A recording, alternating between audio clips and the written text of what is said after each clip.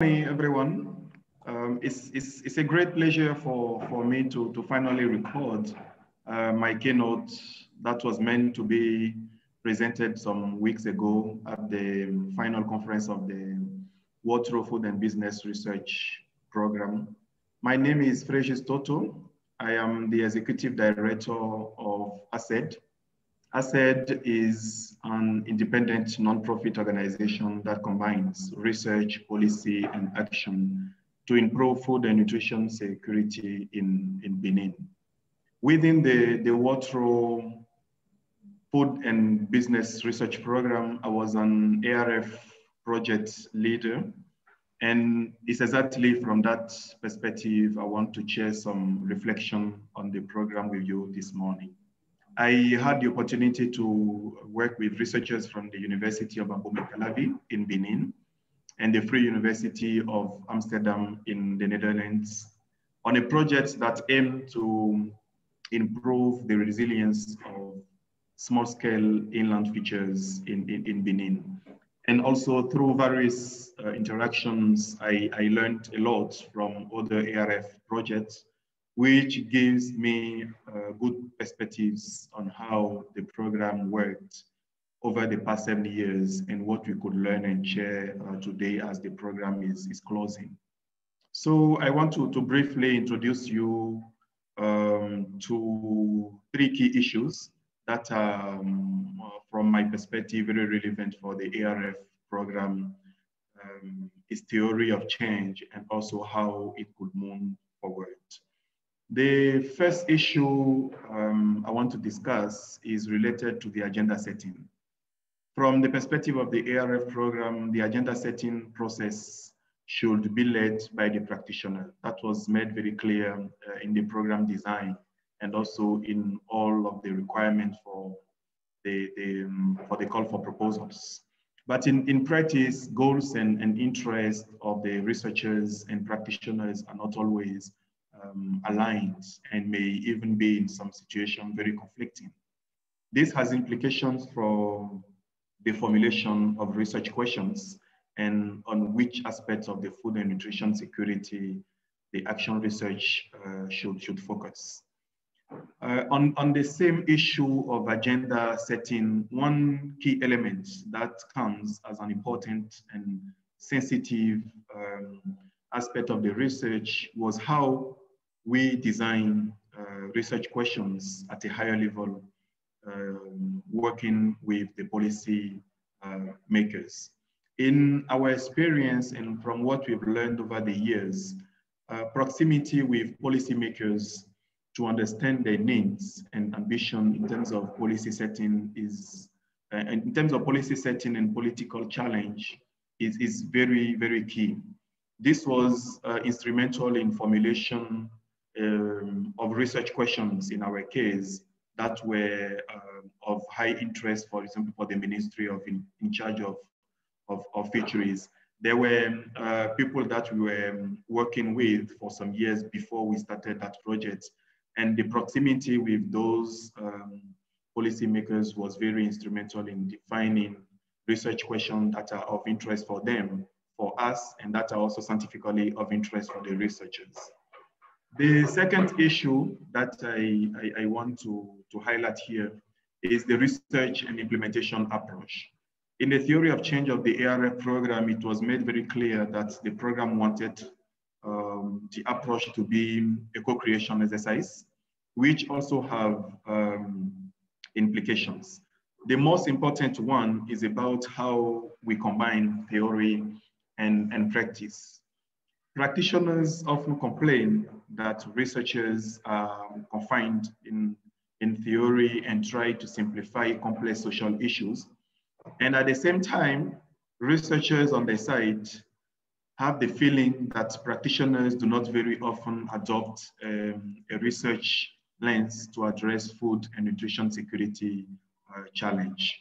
In our experience and from discussions and interaction that I have with other ARF projects, long-term collaboration among researchers and practitioners is something that is very essential to navigate this challenge of co-creation. when they know each other very well, when they know how both think and how they can align their interests and ambition, when all these things are in place, it's very easier for practitioners and researchers to define a co-creation approach that is that respond to the different needs of the two stakeholders. That was something very important in my experience within the ARF project, and I think it's something that should be taken very carefully if you want the co-creation approach to be a success. The last issue, I mentioned 3 issues. I've already discussed 2. The last one is related to the to scaling, which, in my opinion, should be the focus of all ARF projects as the program is now closing.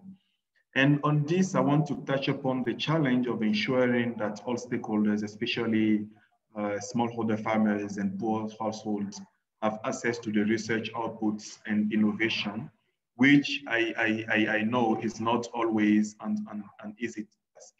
But we cannot address the scaling issue if we are not able to make sure that the beneficiaries that are household and small farmers, which are, I mean, the main stakeholder that the ARF program is trying to impact. If we cannot make sure that they have access to the research output and innovation, we will have lost something very important in the process. So yes, in a nutshell, that's what I wanted to share with you today. 3 key points in terms of my learning in the ARF project related to the agenda setting, the research implementation, and the issue of scaling. I personally think that the ARF project adopted a very unique and relevant approach for knowledge co-creation. And in the future, such approaches should address or try to mainstream those 3 issues that I've just discussed. So thank you very much. That's what I briefly wanted to share with you. Thanks so much, Frejus. Thanks for your insights as an ARF project leader. I think that's really insightful. Some of the key elements, I would say, of the program that you're touching upon. It's really that sort of reflection indeed that we're looking for. Also now at this stage, the end of the program, also looking forward. Of course, you have indeed already outlined 3 key issues for yourself. But could you also, from your position, indeed, maybe personal position as an ARF project leader, say something more about this, what sort of your key takeaway from the program? Okay.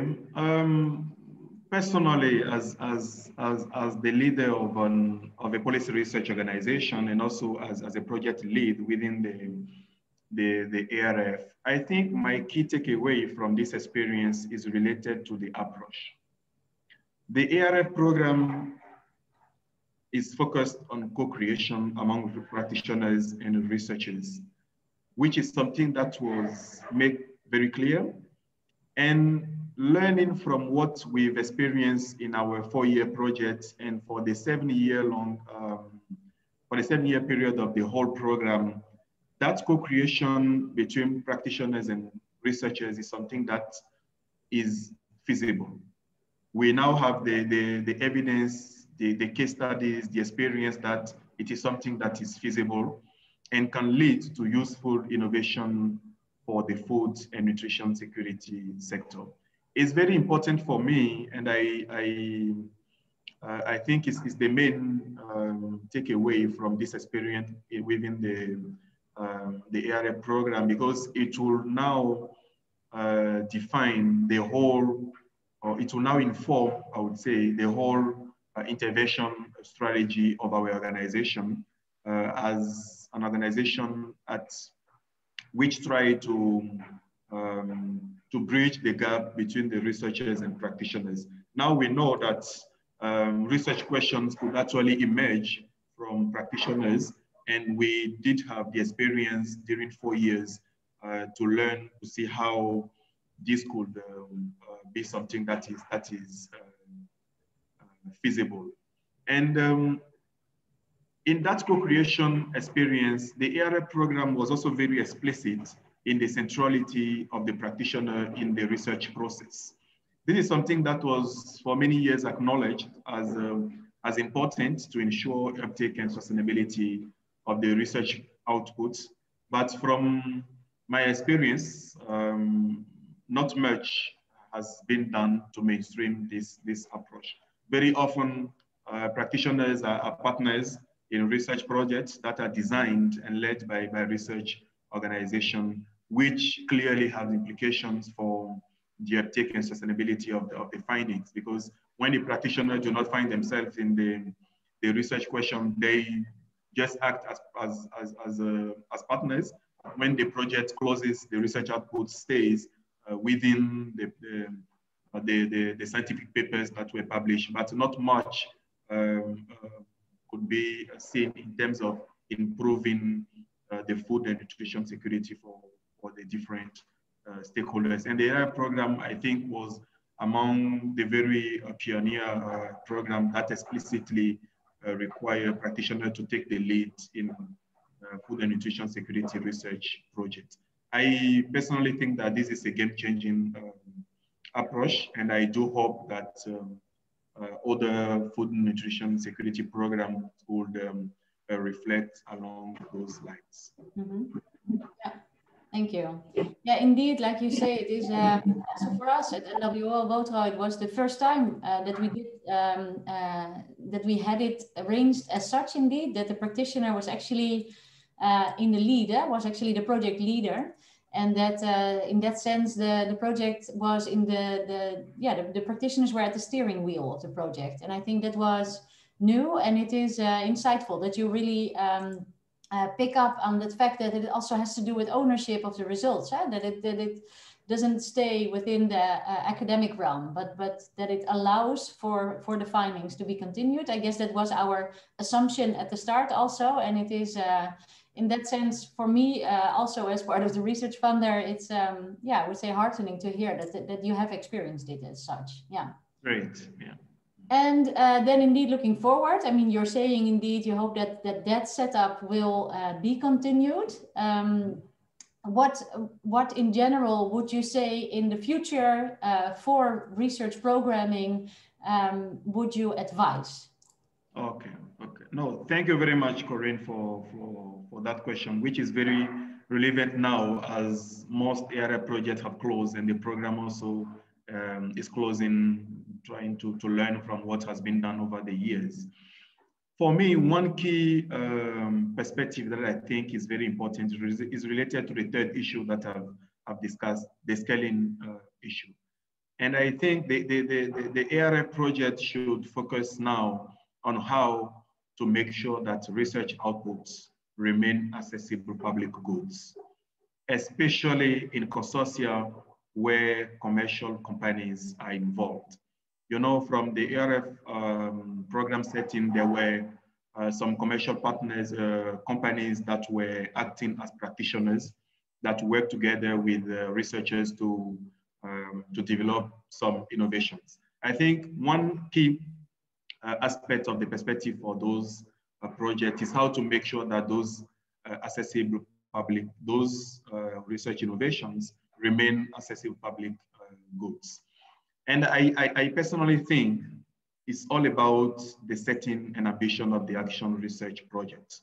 For example, if the project is led by public institutions or nonprofit organizations like ASED to develop innovations for farmers, those innovations should remain publicly accessible. After all, it's public money that was used to develop those innovations. But it becomes tricky when public money is used by consortia that involve commercial enterprises to develop innovations that could use a commercialization approach for scaling. It can create some tensions around how these innovations are made available for those who are most in need. I think that to navigate this challenge, is very important to define right from the beginning what I call exclusiveness tolerance. In a recent published paper in the Knowledge Management for Development Journal with some authors, including you, Corinne. What we call exclusiveness tolerance could be a good starting point of dealing with how we make sure that innovations are inclusive. So far, we mostly think that inclusiveness should be discussed about how we make sure that it is accessible, either financially, it is, I mean, even in terms of location, the innovation is accessible. But we could also look at in the other way, and in defining what exclusiveness level we are able to tolerate, so that we don't only focus on inclusion, but we make sure that we define right from the beginning with all stakeholders involved in the consortium, involved in the research, what exclusiveness tolerance we should have. For example, if you want to develop a new product that we think should be commercialized, are we going to make sure that it is commercialized, but at a social price, so that not so many people are excluded?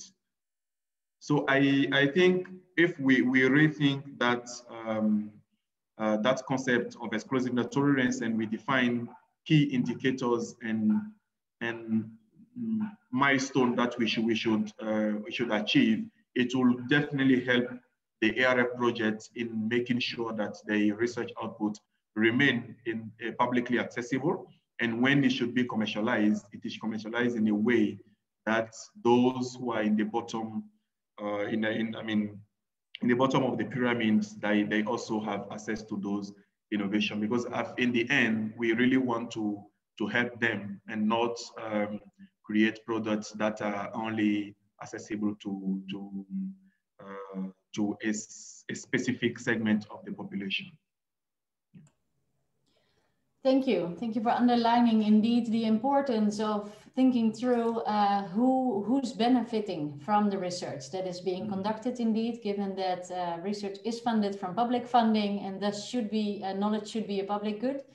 And indeed, as you said, you have, and I had the privilege to be a little bit part of it, indeed, a paper that you recently have published on, well, some of those tensions in working with private sector, definitely opportunities it offers, but also some challenges that should be taken on board, indeed, to ensure that those who benefit are the small-scale farmers and those that are part of poorer households, because that is in the end also what this program was aimed for.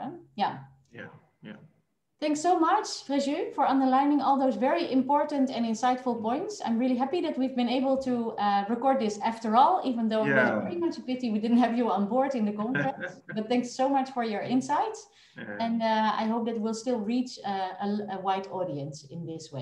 Thank you very much, Corinne. It was a very good, it was a great pleasure for me to finally present that page, and I mean that keynote that was meant to be presented some weeks ago in the final conference of the program. So thank you very much for the opportunity, and I hope that the issues that we discussed will reach a larger audience, as you mentioned, and it will create, it will trigger some reflection on how we make sure that knowledge contribute to improve food and nutrition security. Thanks so much, Frejus. Thank you, Corinne.